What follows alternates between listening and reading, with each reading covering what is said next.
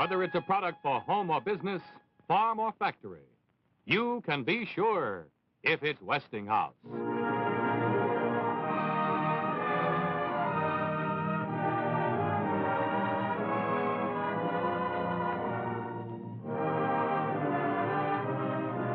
The Willow Cabin, scheduled for this evening, will be presented 2 weeks from tonight. This evening, Westinghouse Studio One presents Flowers from a Stranger.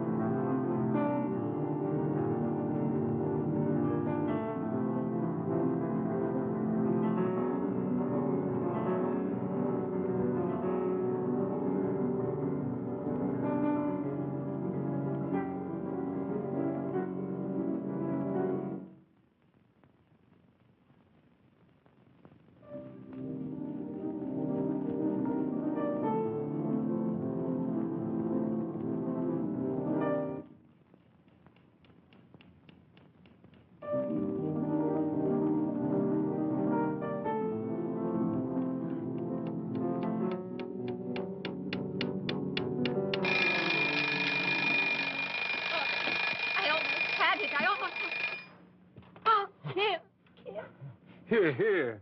What put you in this wildcat mood? Oh, I don't want you to go. Oh, I want you to stay like this all day. It's spring. I feel as though April were just waking up inside me. You really were frightened for a minute, weren't you? You're infuriating. You know everything. I'll never marry a psychiatrist again. Don't you do it. Now tell me, what were you frightened about? Oh, I don't know. Just a silly dream. I've had it before. I'm all alone, and I keep hearing this tune. And somehow it's terribly important for me to remember what it is, but I can't finish it. How does it go? Well, I don't know. You woke me up, and now it's gone forever. What's today? Tuesday? Just Tuesday. Oh, what else? Oh, there must be something special about it, or else I wouldn't feel this way. I know. It's put the manure in the seed bed Tuesday. Hand me my brush, will you? Margaret will burst here any minute with the tray. Anyone for dinner tonight? Uh-huh. The Camerons. Oh, and I forgot they're bringing Marion Leroy with them. You remember that little brunette they had with them New Year's Eve? Oh, yes, the little brunette. Well, I might even come home and put on a dinner jacket for that. Don't be obvious, my love. You want to shock the local inhabitants? There's room for an extra man if you want to bring someone from the hospital with you. All right, I'll see who's free. How about the great big visiting fireman you've been working with? Nestri? Oh, I doubt if he'd do it. He moves in a little too high a bracket for me. Well, there's no harm in trying, is there? No, it'd be very fine if he would. Maybe I will ask him. I'll make myself svelte and seductive for the occasion. Plunging neckline and l'envers arpège. Oh, don't waste your strength. He has white hair and a list of letters after his name like a Washington bureau. And to top it off, he hates women. Oh, he does he? That sounds good and vulnerable to me. How old is he? Oh, 50-odd. He lost his wife when he was very young. He's had a rather rough time of it, I guess. From rags to riches? No, but he spent 4 years in a Nazi concentration camp. He still has one crippled hand. Oh. He's been particularly nice to me so far. We're working on a couple of tough cases together, and it wouldn't hurt to have him keep on treating me that way. Well, I'll do my best. Well, I gotta run along. If Nestri says yes, I'll let you know. Well, you look much too seductive for this hour of the morning. You don't make it a bit easy for a man to walk out on you. Well, I didn't ask you to go. You ought to be ashamed of yourself. Why? And just as well. Oh, you cad. Come in, Margaret. Come right in. Good morning. Bye. I'll see you at 7. Good morning, Mrs. Baylor. Lovely morning, ain't it? Heavenly. Oh, by the by, would it be your birthday or anniversary or something? Not that I know of. Why? Well, sure someone's thinking of you this day. A fine box of flowers arrived just a half an hour ago. Flowers? Well, why didn't you bring them in? I thought it best to wait until the doctor had gone, ma'am. Are you working up a secret affair for me, Margaret? Well, I never take nothing for granted, ma'am. You're an evil old woman. Bring the flowers here this minute. I have them right outside.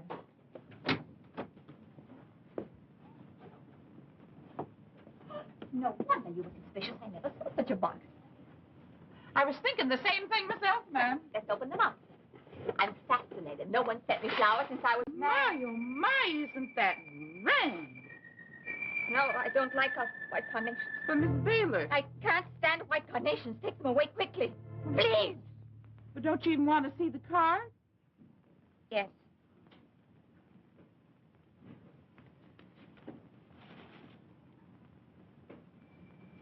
Who brought these flowers, Margaret? Well, a boy delivered them about a half hour ago. He just said they were for you. I see. Thank you, Mother. For Lorna, April 12th. April 12th. For Lorna, April 12th. Well, what does it mean? Who? Why April 12th? That's today, of course. And no one here knows. So long ago. No one here knew, Mother. No one would know that April 12th. Oh, it's silly. It must be Luke Hammond or someone being funny. It couldn't be Kim. He's never sent me a flower in his life. It must... Oh, forget it. It's such a lovely day.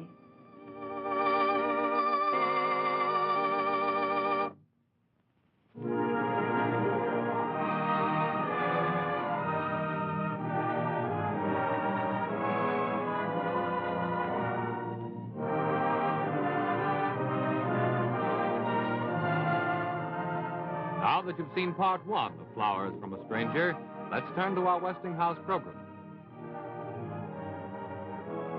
Let's fall in love. That sounds like a mighty good idea. Let's ask Betty Furness and her friend just how we do it.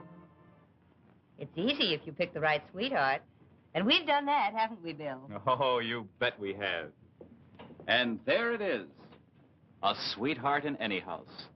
The brand new Westinghouse refrigerator that has everything. Let's take a real good look at it. There. The Westinghouse freeze chest holds 46 pounds of frozen food and ice at 0 temperature. Keeps it safely, steadily frozen in Westinghouse colder cold. And, gentlemen, look at this. The ice cube storage tray holds over 100 extra ice cubes. Altogether, this Westinghouse refrigerator has space for 59 pounds of frozen storage alone. Now, let me show where you keep the fresh meats that you don't want frozen. The bacon, cold cuts, and other fresh meats go right in there. It holds 18 pounds and keeps meat fresh for days. Now, you can't get a meat keeper like this in any other refrigerator that has an all-across freeze chest. What's more, these spacious middle shelves hold lots of food. And see? The big humid drawer keeps your green things dewy fresh.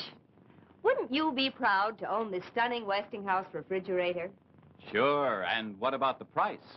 Look, a big 8.5 cubic foot refrigerator with all those features for only $259.95.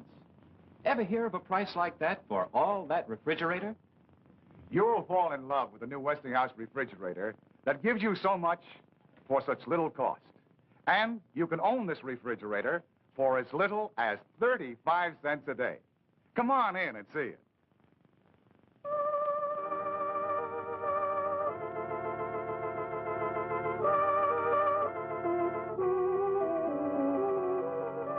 And now let's return to Westinghouse Studio 1 and Flowers from a Stranger. Here you are, Doctor. The Fantasia report. Thank you, nurse.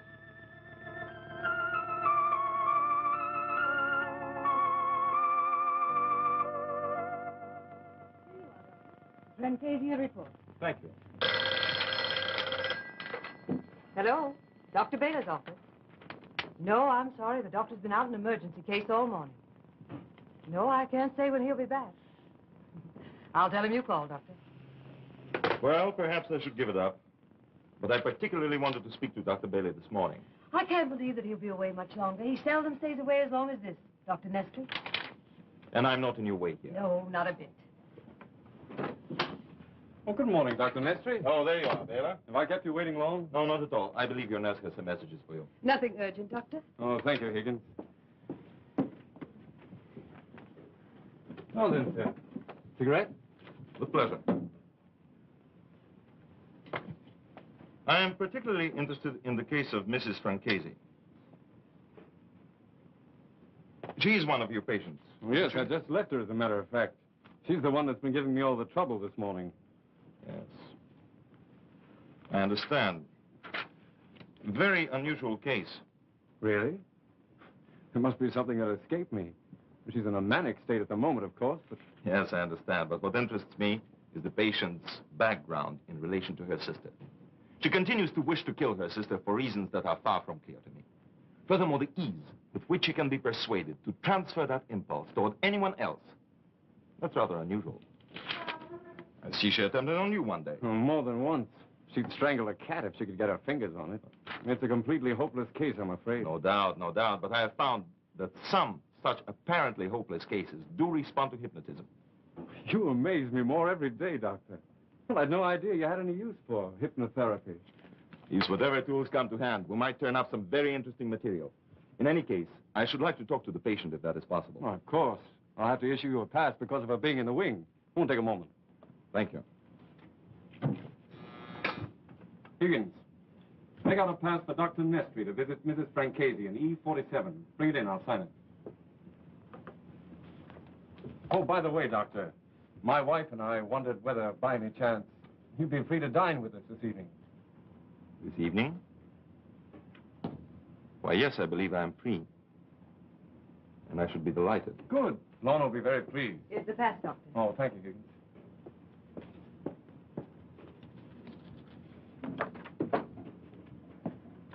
Is your pass, Doctor?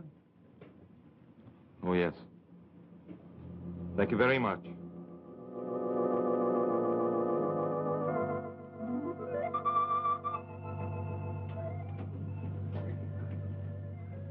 You about ready, Kim? Almost. You know, that silly tune's been running through my head all day long. Every time I try to concentrate, it disappears. Oh, forget it. You know, if I were any sort of husband, I'd have brought you some flowers tonight. So glad you didn't. Had all the flowers I can stand for one day. And what are you talking about? Oh, it's ridiculous, but somebody sent me 2 dozen white carnations this morning. Well, don't you know who it was? No, there was no name on the card. Unfortunately, I behaved very badly. I'm glad you weren't here. You would have been thoroughly ashamed of me. Why? And I screamed at Margaret. She was very hurt. Now, what was that about? Well, I can't stand white carnations. I have a phobia about them. I guess I got it from Dad. He always hated them. Said they had the odor of death. I can't help getting a feeling of panic inside when I look at the beastly things. It's childish, I know. I'll remember that the next time I think of sending you flowers. The first time, my love. You know, sometime I'm going to have to learn how a husband's supposed to behave. I like the way you behave. Oh, my goodness. There they are. I haven't finished dressing. You go down and meet them. I won't be long. I'll rattle up a batch of cocktails. Where are we having them? On the terrace.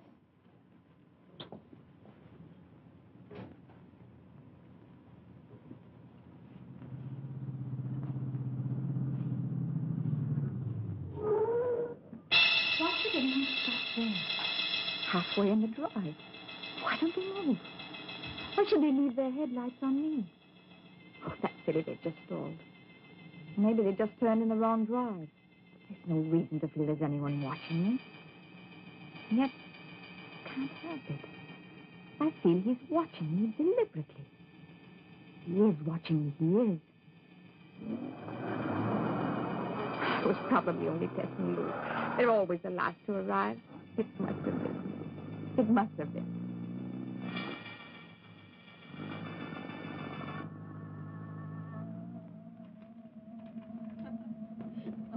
Telling my husband for a long time that he ought to go and see us the Well, it can't be that interesting. It's only a martini. I was watching your hands. Why, what's wrong with them? Nothing. They're very good hands. Very sensitive. Are you going to tell me I should have been a musician? I can't even play chopsticks. Lorna has all the talent in that direction. I'm still looking at your hands. You should have been a surgeon, I think. Would you trust me to hack away at you? Yes. I think I would. Yes? Say, what are you two putting in those things? Our tongues are hanging out. Coming up. Marion's trying to turn me into a surgeon. Well, she'd better watch her carve a turkey first. She might change her mind. Oh, Dr. Bailey is too good a psychiatrist to waste his time. Why, thank you. I do not like surgeons. I believe there are subtler ways of easing pain than by cutting the patient's throat. Well, cheers. Say, where's Lorna? She's usually the prompt one. Here she is, and full of apologies. Hello, Ted. Lou. Lorna? Hello, Marion. Well, Lorna, this is Dr. Nestri, doctor of my wife. I've waited for the pleasure a long time. A long time. You make it sound like years and years. Well, I don't wonder you're surprised. But I heard of you long before I came to Swartham. Lorna Deschamps. That is not an unknown name to me. Deschamps. What is this, Lorna? A secret past you've kept hidden from us? Well, don't look at me. I never heard the name. Where did it come from? I don't know. It's true I played a few concerts in Europe under that name. My father didn't approve, so I had my name changed.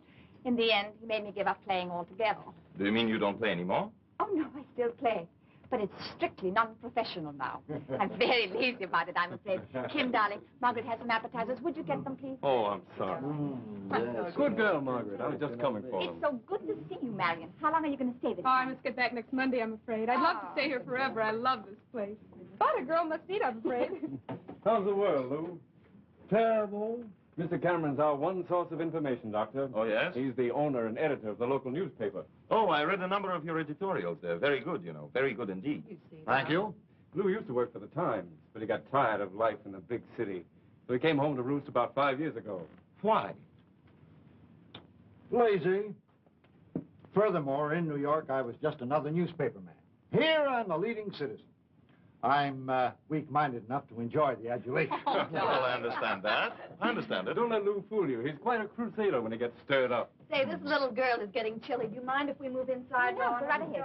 I'll take these along. Thank you, darling. Do you too feel cold, Mrs. Baylor? No. It reminds me of one of those wonderful cool evenings along the Adriatic. You are not American, are you? Only half. My mother was Chilean. I was raised abroad. You traveled a great deal then. Oh, yes, my childhood was very nomadic. My father was an art dealer. Took him to some of the most outrageous places, and some very beautiful ones. What was your father's name? Trenton, Bruce Trenton. Oh, there's no reason for you to have known him. He was rather obscure. On the contrary, at one time he was extremely well known in Europe. As a matter of fact, I had some dealings with him myself. Of course, that was many years ago. It's fascinating. Here I was expecting a total stranger, and you know more about me than my own husband. You even know me under my most secret aliases. Oh, Lorna Deschamps. You know, I heard you play your first concert under that name in Cannes. But that was only a student's recital. I was no more than 15. It's incredible of you to have remembered. Not incredible at all. You had an extraordinary talent even then. I knew that sooner or later I should hear you play again. I haven't that much talent. It's enough to impress the citizens of Swartham. But I know the difference, and so do you. You'll play for me after dinner, though. If you like. Let's call it payment for my not being here to greet you. Oh, please don't apologize. The others were most cordial. They made me feel at home at once. Then you were not the first one to arrive. No. The Camerons, I believe, arrived sometime before me. And then my car stalled in the driveway. And I saw you at the upper window. And I said to myself, isn't this strange? There stands Lorna Deschamps. She knows nothing about me. I mean nothing to her. And yet I've known her for many years. Have in fact looked for her again and again. Have wondered what had happened to that strange, talented child whose music, for no reason I can explain, has haunted me for so long. What sort of a woman has that child grown to be? What... But I ramble on and you seem to be growing chilly. You do feel cold, do you not, Mrs. Baylor? Yes. Yes, I do. Shall we join the others? By all means. But after dinner, I shall hold you to your promise and make you play for me.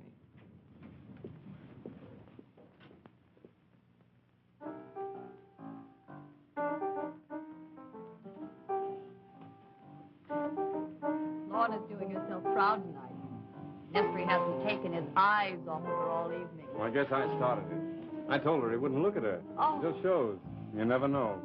You've got yourself married to quite a special woman. I suppose you know that. Well, how can I forget it? You remind me every time we meet. Probably the reason why I never get anywhere with you. Well, it's one of the reasons. You know, if you were any kind of gentleman, you'd go and help her out now. Anyone care for a little more brandy? Here, that's man's work. I was wrong, darling. You've impressed our guest of honor. Apparently. Think it'll help? Well, it can't hurt. No, I'm glad he has white hair. I might be getting jealous. You needn't. I don't really like him. Don't ask me why. What are you going to play for us, Lorna? I don't really want to, honestly, Marion. I was hoping they'd all forget about it. Have you been composing anything lately? Little. Tried for a while this afternoon, but the silliest tune kept going through my head, and I just couldn't get rid of it. Something you think you ought to know? I think so, but it's as if it was strangely off-key or off-rhythm or something. I can't spot it to save my life. Can you hum it? Maybe I can help. No, I can't. Have you tried to play it on the piano, Mrs. Baylor? No. Why don't you try it? It might come to you. I don't know.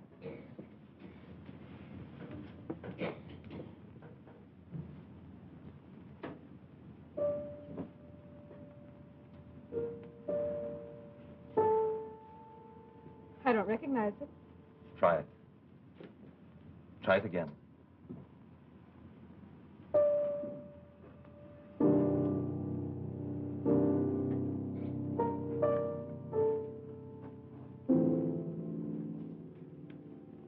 Lorna, that man hates you. He's evil. He hates you. He hates you, Lorna. Why was I asked to play it? I hate it. Lorna, what is it? Never want to hear that tune again. I'm sorry. Please forgive me, everyone. It's been a long time since Lorna played. Dr. Nestri, you must find our life here a little provincial. On the contrary, I find it most stimulating. You see, one never knows where a search may end. In Paris, in Mexico, in Brazil, or in a little Pennsylvania town like Swartham. Search for what? For each of us, there is a constant search for some, let me call it, inescapable summation. All of us, the normal and the abnormal alike, are driven toward an inexorable imperative, toward a goal which is all too seldom clear to us. Then of a sudden we glimpse an unexpected vista and know with a kind of sick, illogical certainty that is our own peculiar destiny. That vista may sometimes be one of peace, sometimes of futility, sometimes of shame, and yes, even of terror. But for better or worse, we know that is our own inescapable summation. We must accept it. It is the end of our quest. I'm sorry. I'm not feeling very well. I hope you'll all forgive me. I'd better lie down. Lorna, can I help No, you? please, I'll be all right. I'm Good so night. sorry. I hope it is nothing I have said or done, Mrs. Baylor. I'm most frightfully sorry. You should go to her at once, Doctor. She doesn't seem to be at all well. Excuse me. Sure. Yeah, sure. Lorna! Lorna! Lorna, speak to me. Lou. Yes. Get Dr. Colbert at the hospital. Get him over here. Lorna.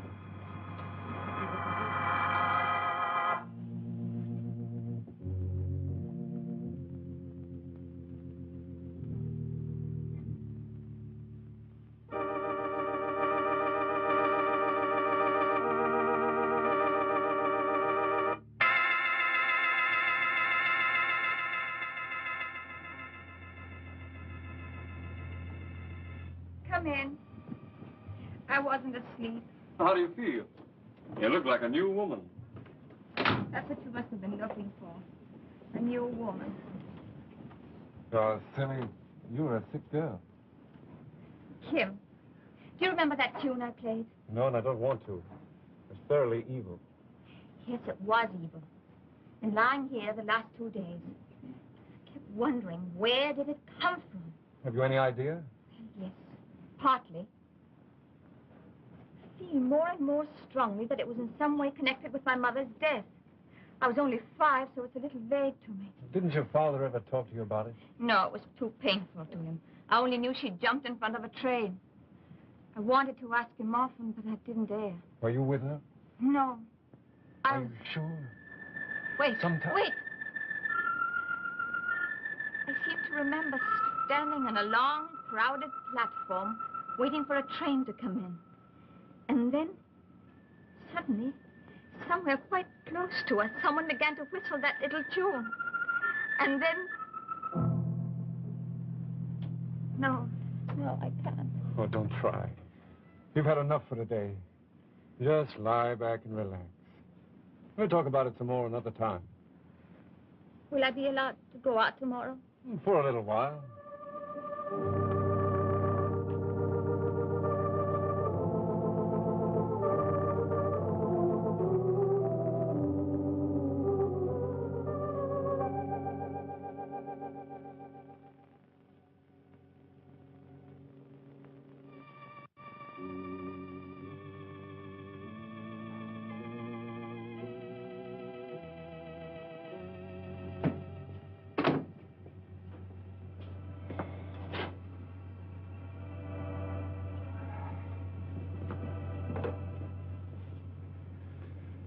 .207, please.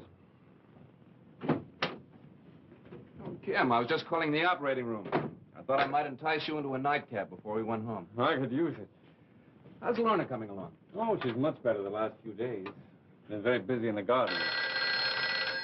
And that's probably Lorna now. Wondering why I'm not home. Hello. What? What? Mrs. Francesi. I'll be right down. What is it? Mrs. Francesi's missing. But that's impossible. I left Nestri with her not more than 10 minutes ago. Well, he's not there now. Look, Fred, take a run down there, will you? See what you can do. I'll be along in a minute. Yeah, I just want to call the house.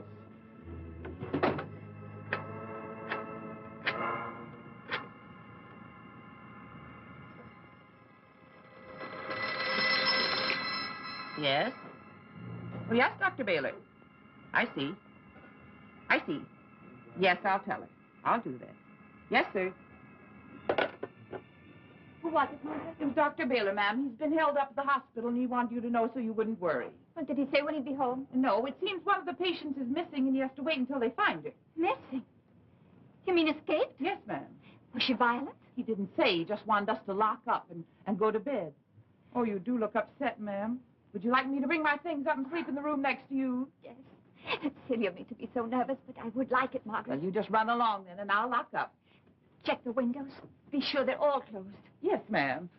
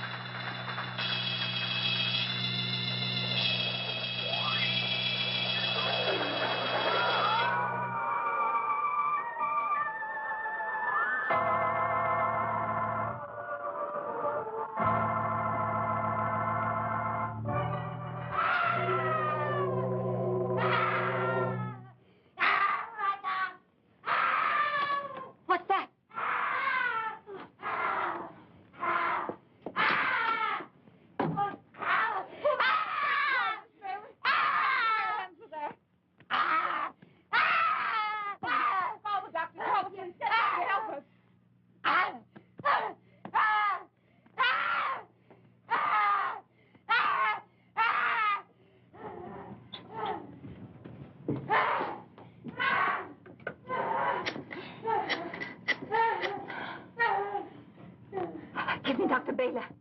Quickly, it's an emergency. Kim! Kim, she's here.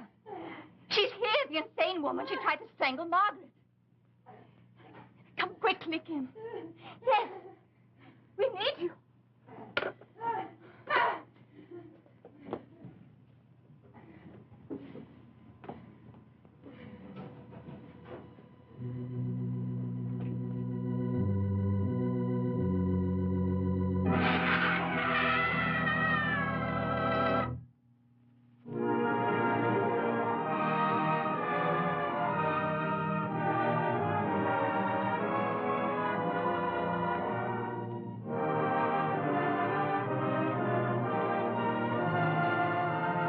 Now let's pause for a moment and look at our program again. Come closer, sweetheart.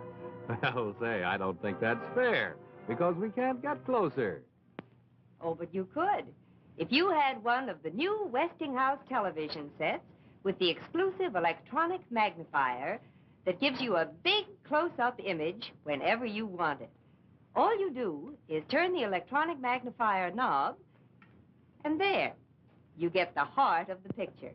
And see, I'm close enough to say, hello, good looking. The electronic magnifier is controlled by this knob, and only a Westinghouse set has it.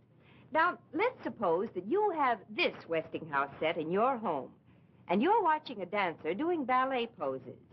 And she's so attractive that you decide you'd like to see her lots closer. Well, you just turn the electronic magnifier knob and presto. See how close she is now. So much closer. Turn the knob back when you want your standard Westinghouse picture again. Or switch it to the close-up position, and the electronic magnifier enlarges the center of the action so that you get an image almost the same size as you'd get with a 16-inch tube. Now, this Westinghouse set also has a built-in antenna. In many localities, you save the cost of a roof installation. It also gives you Westinghouse synchro tuning. Now, that means that when you tune in for the best sound, you don't get a so-called picture like this. Or, when you tune in for the best picture, you don't get sound like this. Westinghouse synchro tuning tunes in the best picture and the best sound together automatically. And remember, Westinghouse is the only set that has all three: synchro tuning, electronic magnifier, and a built-in antenna. Now, the set I have here costs only $249.95, and you can buy it on my small down payment plan. Stop in at any Westinghouse dealers and see Westinghouse television.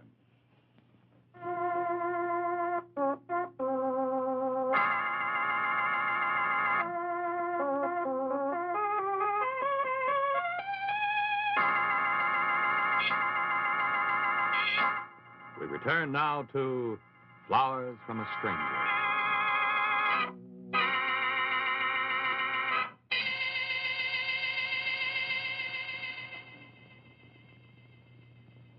All right, Margaret. Yes, but if you hadn't come in time, I don't think I could have handled her. Doctor will be here any minute now. Why did you come here? Why did you come here? Answer me. I hate you. I always hated you. I always wanted you to die. I hate you. She thinks you're a sister. She had the same idea about me at first. I know. How did you get in here? How did you get in here?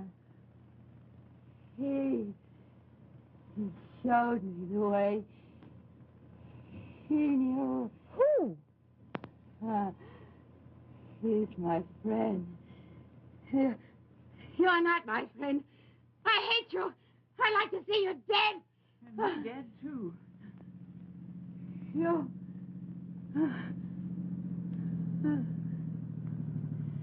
No. Not you. You! Oh, that's Kim. Hold Let's hear Kim in the guest room. Come in. Are you all right? Let me take a look.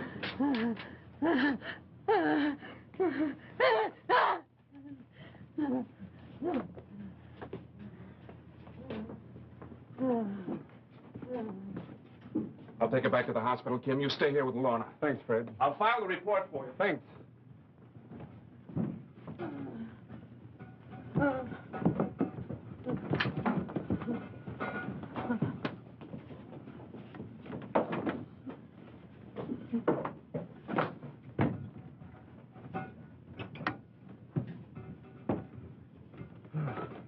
You've had quite a shock, Margaret. What you need is a good night's sleep. Yes, Margaret, you better get to bed. Oh, I couldn't sleep a wink in that bed. If you don't mind, I'll go to my own room. Good night. Good night. Good night, Margaret.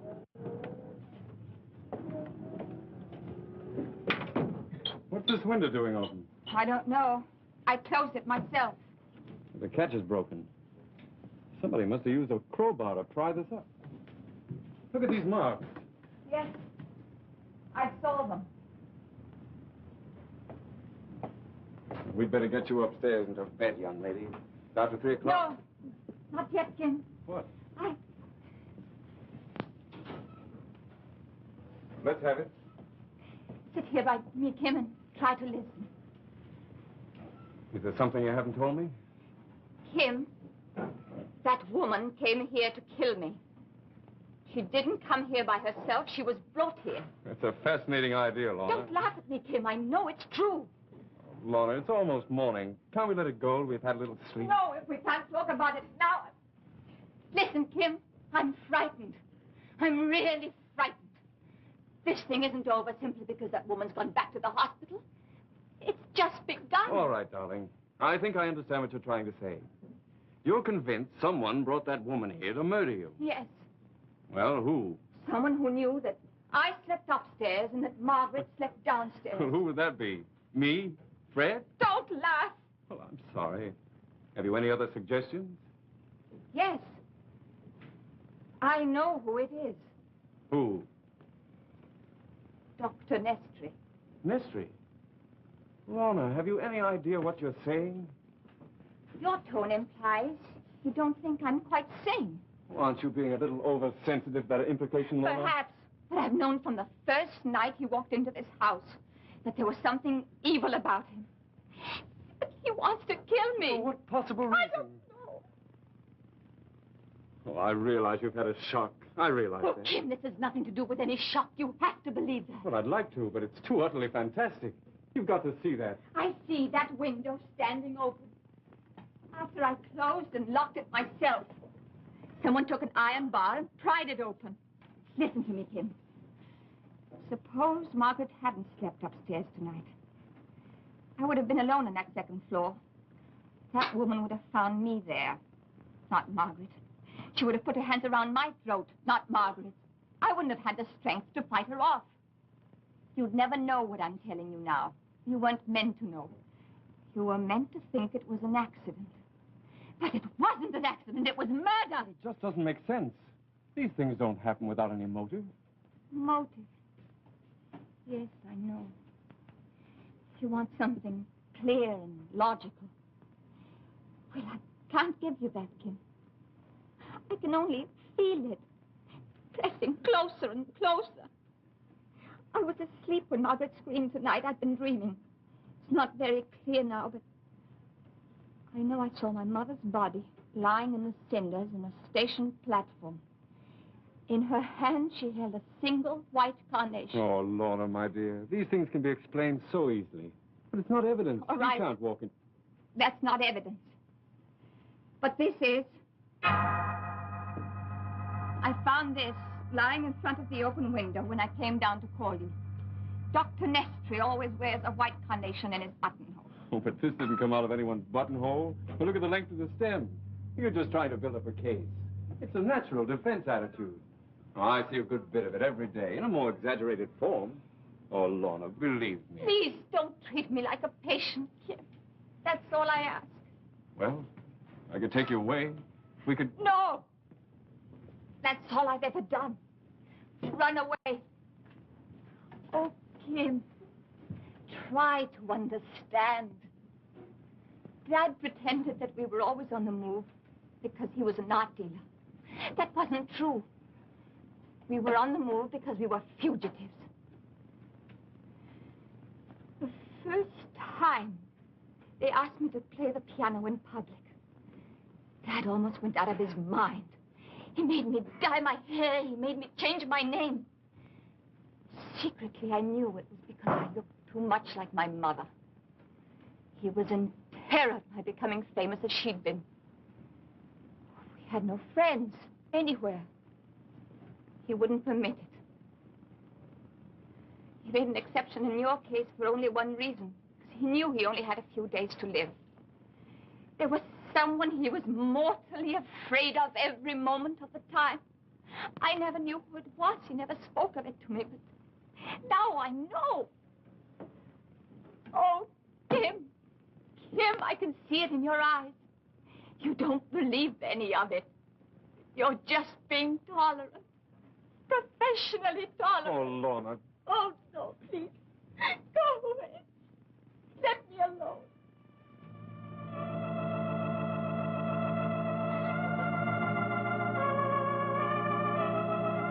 April 12th.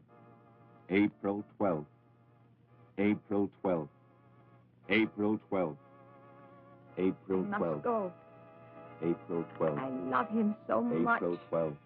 Need him so April much. 12th. But he can't help me. April I must 12th. go. I April must 12th. go. April 12th. April 12th. April 12th. April 12th. April 12th.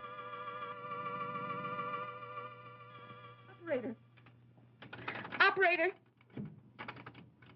Oh, Dr. Baylor, I've been trying to reach you. Oh, what is it? It's Mrs. Baylor. She's gone. Gone? What do you mean? Well, after you left this morning, I heard the car starting up and drive off. I know. I left it for her. Said she had a lot of shopping to do. Yes, but she hasn't come back yet. And around 6 o'clock, I began to get worried. I called everywhere. No one had seen her. She wasn't at the stores or the Camerons. I tried to reach you, but Wait a they minute. said you were out.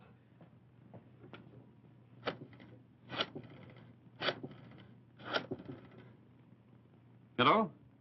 Hello, Lou? It's Kim. Look, Lou, could you come over here? Yeah, right away. No, I can't come over there. I haven't got a car. I'll explain when you get here. It's Lorna. I said it's Lorna. She's not here. She's...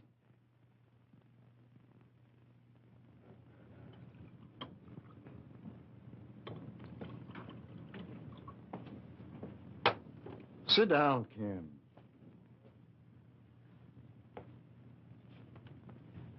Well, what's the next move? Sooner or later, we're going to have to notify the police. Let them try to find her. I suppose so. If only I'd known, but I thought... What difference does it make what I thought? What time is it? 9:30. She's been gone 12 hours. Where? Where could she have gone? She has no family, no one to go to, no money. Maybe $20 in her pocket. And Nestri. I keep trying to tell myself it's just a coincidence. But is it? Lou, do you really think that's it, do you? Wait a minute. Isn't that a car?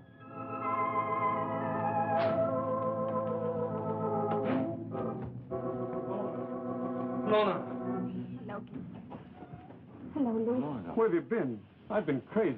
I drove into New York. You mind if I sit down? Terribly tired. Glad you're here, Lou.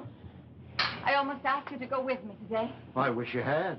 Well, I decided I had to do it alone. Do what? Prove to myself, if to no one else, that I wasn't out of my mind. But nothing I said made any impression.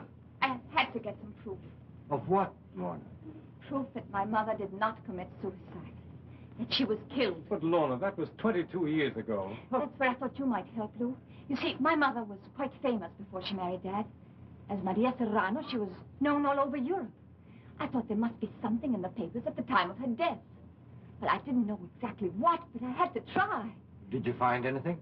Yes. This was in the Times of April the 13th, 1928, the day after her death. I copied the 2 paragraphs. Read it,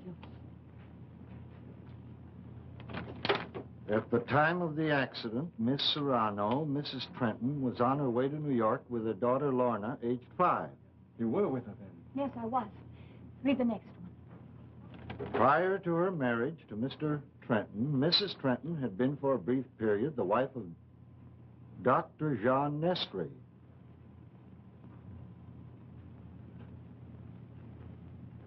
well-known European psychiatrist. The marriage took place in Milan, Italy in April 1919. They were divorced in July 1920. Her marriage to Mr. Trenton took place a few months later in Baltimore, Maryland. Another tiny note here. Arrival, April 7th, 1928, Conte de Savoy out of Naples. Dr. Nestri. Just a few days before death. Oh, what a bloody fool I've been. What a fool. Oh, if you're convinced, Kim, it's been worth it. What more proof could anyone need? Well, I didn't want to call the police before, but... Kim, this isn't clear sailing by a long shot. Why not? Because in the eyes of the law, we have no case. All this stuff is strictly circumstantial. We'd have no chance whatever with the police. Unless Unless what? we got a confession out of him. Oh, why should he confess? If that's what we have to have, we're licked. Oh, what can we do, Lou? This is the first thing I can think of. You and I might go see him, Kim. I have an idea that if we threw all this at him, we might get something. Why should you get involved, Lou? You can't go alone. I suggest you call him up right now. See if he's back. We might be able to see him tonight. Well, it's worth a try. I'll call the hospital first. Good.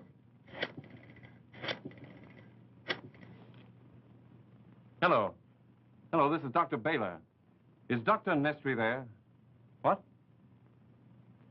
Oh, he has. Thanks. Well? He left for home 5 minutes ago. Where's that? 7 miles out the Bristol Road. That ought to take us about 20 minutes. We better get going. You take care of Yes, yourself. darling. Goodbye.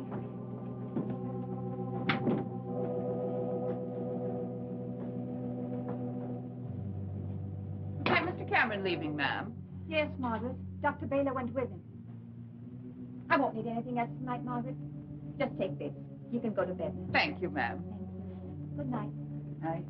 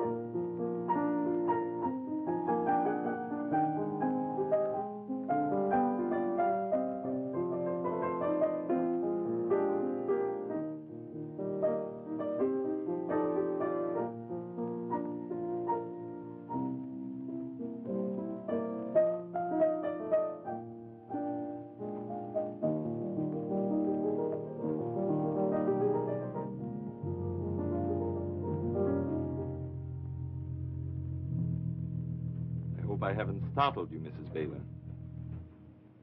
The door was open and... I came to see your husband. You wanted to see him? Yes. Did you have a successful trip to New York, Mrs. Baylor? How did you know where I'd been? Purely accidental. I happened to follow you most of the way. My husband just went over to the Camerons for a minute. I'm sure I can...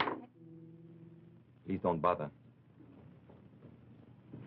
I consider it most fortunate to have these few moments alone with you. You were aware, I think, the first time we met, that some peculiar, shall we say, force had brought us together. You did feel it, didn't you? Yes. It is as though I had hunted for you for many years. As though I'd always known that somewhere you were waiting. You see, a long time ago, I knew someone very like you. Very delicate, very strange, very lovely. We had so short a time together. And then she died. She died? Yes. But did she? Did she? I've never felt sure that she'd really been completely destroyed. I've always felt as if some part of her remained somewhere, alive, warm and vibrant, taunting me, taunting.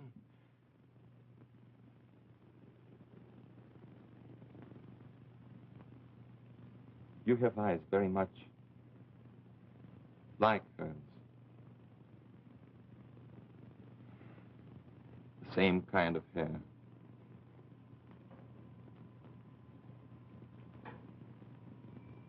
The same delicate fingers. I watched them the first time you played for me here. Strong fingers. You were struggling with that piece of music you could not remember. You were frightened by it, I could see. She was frightened by it once, too.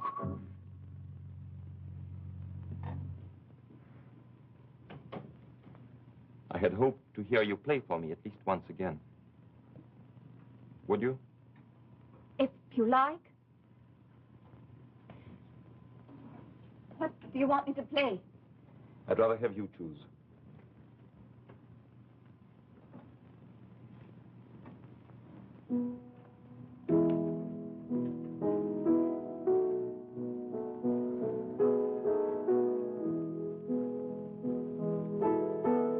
Yeah, that's it.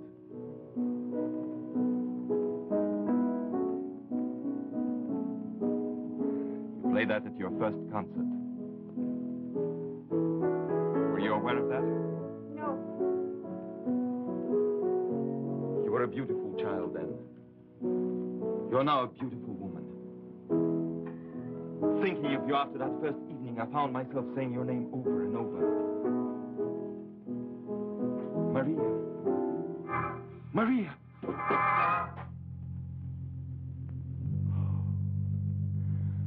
is as though it were all before us again. You belong to me alone. Say it! No. Say it! No.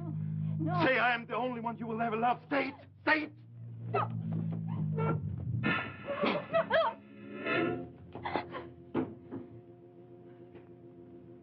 You? You are not Maria. You are someone else. I know. You've tricked me. You are his daughter. Her face, her body over his heart. His daughter. Thought you could make me forget, didn't you? You thought I'd forgotten what I came to do here. No, I know you've not forgotten. But why here? There'd be less suspicion if you threw my body under the wheels of a train. You know? How did you know? I was there. I saw you. No one saw me. No one. I saw you. I've known. Always. You killed her. You killed the one person you ever loved. You killed her. Didn't you? Didn't you? Didn't you? Yes! I killed her. I didn't mean to.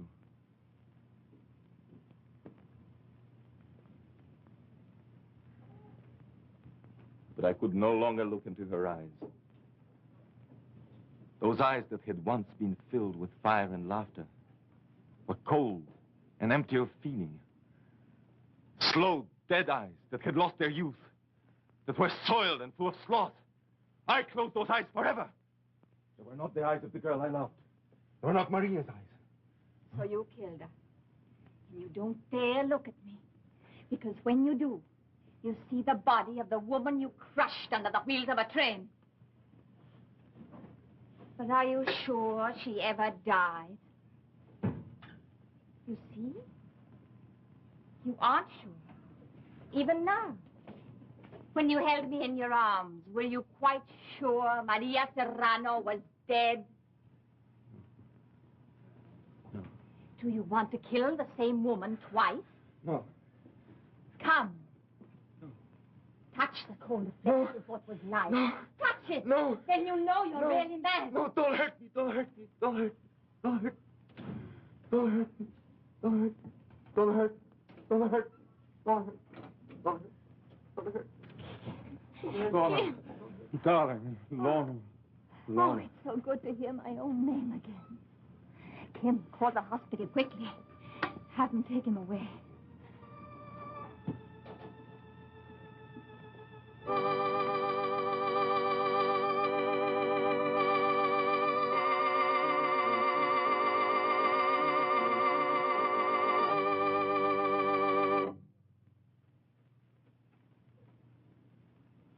Hello. I've come back again to remind you that the 1950 American Heart Association drive is open. And we're asking you to open your heart and give to this terribly important cause. Of the 6 leading causes of death today, heart disease is America's #1 killer. Diseases of the heart and blood vessels cause more deaths than all other 5 combined. Now, doctors are working ceaselessly to try to find the real causes of heart disease and to educate us all about how to prevent it. But they need your help. Now, you may be helping your neighbor, someone in your own family, perhaps your child, or even yourself, when you give to the 1950 Heart Fund. Now, you can make your contribution just like that, wherever you see the red plastic heart, or send it to Heart, H-E-A-R-T, in care of your local post office. That's H-E-A-R-T, in care of your local post office. I'm sure that you're going to want to help fight this greatest threat to the health of all of us today.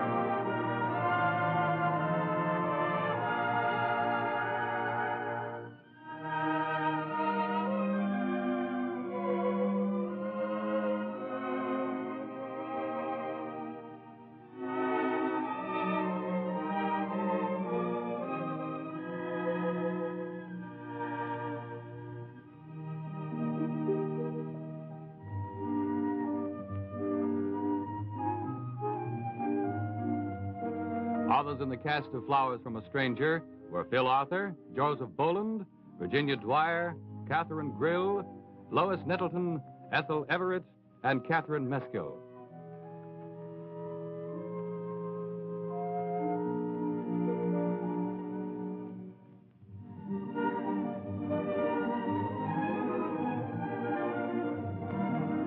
This is Paul Brinson saying goodnight for Westinghouse, inviting you to be with us again next week.